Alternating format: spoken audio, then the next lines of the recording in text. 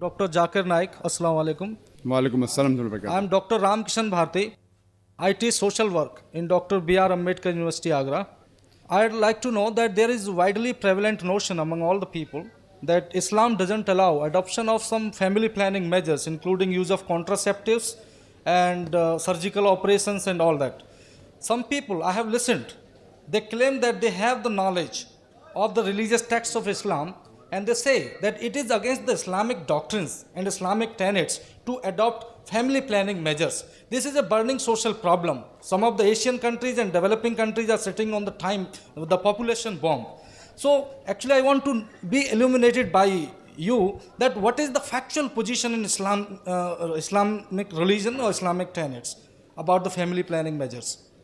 Doctor साहब ने सवाल पूछा कि कई मुसलमान कहते हैं कि फैमिली प्लानिंग करना इस्लाम में इजाज़त नहीं है, अबॉर्शन, यूजिंग कॉन्ट्रासेप्टिव्स, इस्लाम इसके बारे में क्या कहता है, वो इसके बारे में जानना चाहते हैं।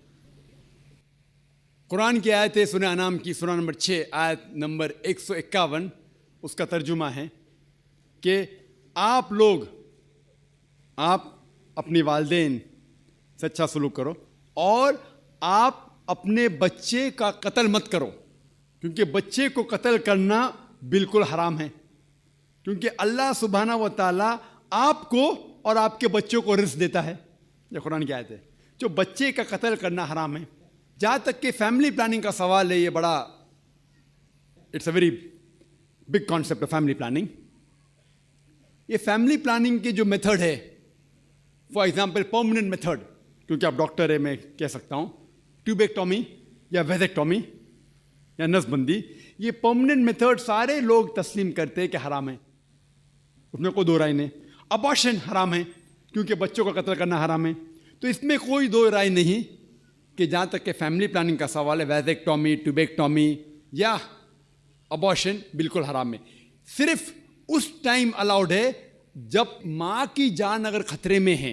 If the mother had multiple caesarean section, माँ को कई सिजेरियन सेक्शन हुए, चीर के बच्चे को निकालने पड़ता है, और अगर और एक बच्चा होने के वजह से उसके जान को खतरा है, या मिसाल के तौर पे माँ को दिल की बीमारी है और एक बच्चा पैदा होने के वजह से उसकी जान खतरे में हो सकती है, तो माँ की जान बचाने के लिए कोई भी टाइप की फैमिली प्लानिंग अलाउड है इस टाइम, क्योंकि माँ की जिंदगी बहुत अहम है। इसके अलावा all types of permanent method हराम है। जो इख्तिलाफ है वो टेम्परेरी मेथड में है, टेम्परेरी मेथड, और सबसे कॉमन टेम्परेरी मेथड है जो कॉपर टी है, जो आप जानते हैं डॉक्टर होने के नाते कॉपर टी है। मैं जब मेडिकल कॉलेज में था, हमें पढ़ाया जाता था copper T is a contraception. अभी पता चला कॉपर टी कॉन्ट्रासेप्शन नहीं है, it's a contra implantation. Copper T क्या करती है? Zygote is already form, the ovum and the sperm have already joined to form the zygote. The zygote is prevented to cling on the uterine wall. So it is rather a contra-implantation rather than a contraception. The conception has already taken place. तो copper T में contraception नहीं होता है, Contra implantation होता है। If you let your imagination go bit ahead, it is nothing but early abortion, जो हराम है। वो अबॉर्शन ही है लेकिन अर्ली अबॉर्शन है, कॉन्ट्रा इम्प्लांटेशन। तो बहुत से मुसलमान अनजाने में समझते contraception of copper T is allowed और इस्तेमाल करते जो बिल्कुल हराम है। इसमें कोई दो राय नहीं। ओसी पिल जब आप लेते हैं, जो कुरान की आयत है सूरह रूम की सूरह नंबर 30 आयत नंबर 30 में, कि do not change the physiology of the body. तो when you take contraceptive pills, any doctor will tell you it has various side effects, various, it is detrimental to health. जो difference of opinion है वो temporary method में है, बाकी के temporary method, condoms etcetera. But मेरा सवाल ये है कि आप कॉन्ट्रासेप्शन क्यों इस्तेमाल करना चाहते हैं? आप फैमिली प्लानिंग क्यों करना चाहते? ये सवाल है, सबसे अहम सवाल। और इसके दो वजह हो सकती है, सिर्फ दो। सारे वजह को इकट्ठा करेंगे तो दो ग्रुप में आप बांट सकते हैं। एक ग्रुप क्योंकि वो इंसान शायद गरीब है और बच्चे की परवरिश नहीं कर सकता, या दूसरी वजह कि वो चाहता है कि अपने बच्चे को अच्छी से अच्छी तालीम दे, तो बीच में स्पेसिंग होना चाहिए। मैं मेरे बच्चों को डॉक्टर बनाना चाहता हूं, तो अगर एक के बाद एक जल्दी होंगे फटाफट तो मुश्किल है, मैं ज़रा 3 साल 4 साल 5 साल बाद दूंगा। ये दो वजह हो सकते हैं। मैं आपको ये कहना चाहता हूं कि मैं मेरे वालिदैन की 5वीं औलाद हूं, 5वीं औलाद, 5th। अगर मेरे वालिदैन फैमिली प्लानिंग किए होते तो मैं आज दुनिया में नहीं आया होता। एम आई ए बून और अ बेन फॉर सोसाइटी? क्या मैं माशरे पे बोझ हूं कि फायदेमंद हूं? और लोग कहते हैं कि डॉक्टर सबसे अच्छा पेशा है। अच्छा पेशा अल्हम्दुलिल्लाह, लेकिन मैंने वो पेशा छोड़ के और अच्छे पेशे के लिए आया। जिस तरह अल्लाह ताला फरमाते सूरह फुसिलत में, सूरा नंबर 41 आयत नंबर 33 में, वमन अहसनु क़ौलन मिम्मन दुआ इलल्लाहि व अमिल सालिहान व क़ाला इन्ननी मिनल मुस्लिमीन। कौन वो शख्स है बात करने में बेहतर? वो शख्स जो लोगों को अल्लाह की तरफ बुलाता है। तो मैंने मेरे डॉक्टरी पेशे को छोड़ दिया हूं और बेहतरीन पेशे के लिए।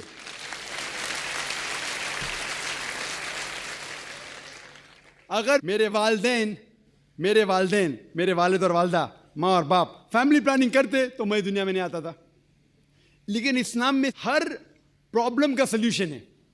जैसा मैंने कहा, 2 चीज़ें वह है, एक है कि लोग गरीब है, तो इस्लाम में इसका सल्यूशन है ज़कात। जैसा मैंने कह चुका हूं अपनी तकरीर में कि हर अमीर आदमी जिसके पास 85 ग्राम सोना से ज़्यादा सोना है या उतनी दौलत है, उसे 2.5% ज़कात देना चाहिए हर साल। हर अमीर इंसान ज़कात देगा तो गुर्बत धरती से मिट जाएंगी। कोई भी शख्स भूखा नहीं मरेगा। अगर कोई शख्स के पास पैसा कम है वो ज़कात ले सकता है। प्रॉब्लम क्या है? और जो लोग कह रहे हैं कि स्पेसिंग करना चाहिए, ये एक माल्थ्यूजियन थ्योरी थी। आप जानते हैं कि Malthusian theory, that the crop is inversely proportional to the population. यानी जितना पॉपुलेशन है उतना खतरा है आपके खाने के लिए। Theory has been disproved. ये आप देखेंगे, ये सिर्फ हिंदुस्तान में जो पॉपुलेशन प्रॉब्लम है, बाकी ममालिक में पॉपुलेशन इज अ बून। आप अमेरिका में जाएंगे, जितने ज्यादा बच्चे आपके पास है उतना कम टैक्स आपको देने का। पता है आपको? यंग छोटे छोटे बच्चे पहनते हैं, I am my father's tax saver. मैं मेरे वालिद की टैक्स की बचत करता हूं। जितने ज्यादा बच्चे उतना कम टैक्स। आप ऑस्ट्रेलिया में जाओ, जितने ज्यादा बच्चे उतनी पैसे गवर्नमेंट देती है आपको हर साल। 10,000, 15,000, 20,000, जितने ज्यादा बच्चे उतने पैसे गवर्नमेंट देती है। क्यों? Population is a boon, it is not a Ben. Population जितने ज्यादा लोग उतना फायदा। आप समझ रहे? और धरती का सिर्फ 30% इस्तेमाल होता है। 70% of the land is not being utilised. तो पॉपुलेशन अगर डबल ट्रिपल भी होगी तो भी कोई नुकसान नहीं। वो प्रॉब्लम है गवर्नमेंट के पास कि गवर्नमेंट को इंसान को सही तरीके से इस्तेमाल करने नहीं आता है। तो हम कहते हैं हम दो हमारे दो, एक के बाद अभी नहीं, 2 के बाद कभी नहीं। तो ये प्रॉब्लम है कि हमें गवर्नमेंट लॉस को बदलना चाहिए। Population is never a problem, it is a boon. किस तरीके से इंसान को इस्तेमाल करके देश को बढ़ाना चाहिए वो इंपॉर्टेंट है, रादर देन फैमिली प्लानिंग। और आप जानेंगे कि अल्लाह सुब्हानहू व तआला ने 2 बार कुरान मजीद में इसके बारे में जिक्र किया है। एक है सूरह इसरा सूरा नंबर 17 आयत नंबर 31, और दूसरी आयत जो मैंने पेश किया सूरह नाम सूरा नंबर 6 आयत नंबर 151 में। पहले जगह अल्लाह ताला कहते कि आप अपने बच्चों का कत्ल मत करो, क्योंकि अल्लाह सुब्हानहू व तआला आपको भी रिज़्क़ देगा, आपके बच्चों को भी रिज़्क़ देगा। पहले सूरह अनाम सूरा नंबर 6 आयत नंबर 151 में आपको भी रिज़्क़ देगा, आपके बच्चे को भी देगा। दूसरी आयत में सूरह इसरा में सूरा नंबर 17 आयत नंबर 31 में अल्लाह ताला फरमाते बच्चों का कत्ल मत करो, अल्लाह ताला रिस्क बच्चे को भी देंगे, आपको भी देंगे। अभी यहाँ अदला बदली हो जाती। पहले आयत में कहा गया कि आपको रिस्क देंगे, आपके बच्चे को भी। दूसरे आयत में कहा गया आपके बच्चे को भी रिस्क देंगे, आपको भी देंगे। मानी तो एक है, लेकिन अल्लाह सुब्हानहू व तआला हर कुरान का अल्फाज का एक वजन है। अगर आप तहकीक करेंगे तो ये पता चलता है कि पहली आयत खुसूसन गरीबों के लिए है।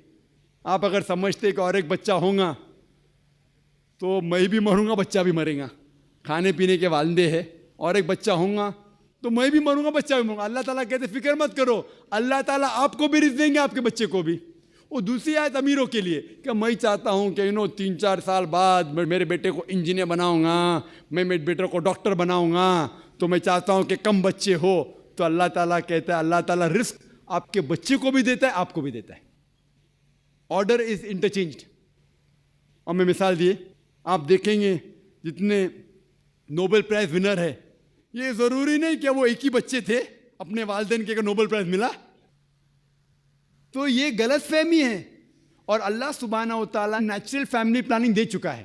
इस्लाम में नेचुरल फैमिली प्लानिंग है, जो कुरान की आयत है सूरह लुक़मान सूरा नंबर 31 आयत नंबर 14 कि माँ ने अपने बच्चे को 2 साल तक दूध पिलाया। और आप डॉक्टर होने के नाते जानते होंगे कि जब माँ अपनी छाती का दूध बच्चे को पिलाती है तो उसको लैक्टेशन अमीनूरिया होता है, मतलब उसको और एक बच्चा पैदा होना बहुत मुश्किल है। ये अल्लाह सुब्हानहू व तआला नेचुरल फैमिली प्लानिंग कर चुका है। लेकिन अफसोस की बात है कि आज की ख़वातीन ब्रेस्ट फीडिंग में नहीं मानते, क्योंकि उनका फिगर ख़राब होता है। सबसे अच्छी चीज़ बच्चे के लिए माँ का दूध। कोई भी नेस्ले, कोई भी मिल्क पाउडर उसकी बराबरी कर ही नहीं सकता है। तो Allah has given natural method of family planning. मैं जानता हूँ कि ये 100% सेफ नहीं है, इसीलिए कुरान मजीद की एक आयत है सूरह इमरान सूरा नंबर 3 आयत नंबर 54 में, मकरू मकरल्लाह वल्लाहु खैरुल माकिरीन। उन्होंने प्लान किया और प्लॉट किया, अल्लाह सुब्हानहू व तआला ने भी प्लान किया। और अल्लाह सुब्हानहू व तआला सबसे अच्छा माहिर है प्लानिंग में। अगर आप समझते कि आप प्लानिंग कर सकते फैमिली के लिए, आपकी फैमिली, आपको पूरी इजाज़त है। आप समझते कि अल्लाह ताला आपसे बेहतर कर सकता है, तो अल्लाह पे छोड़िए।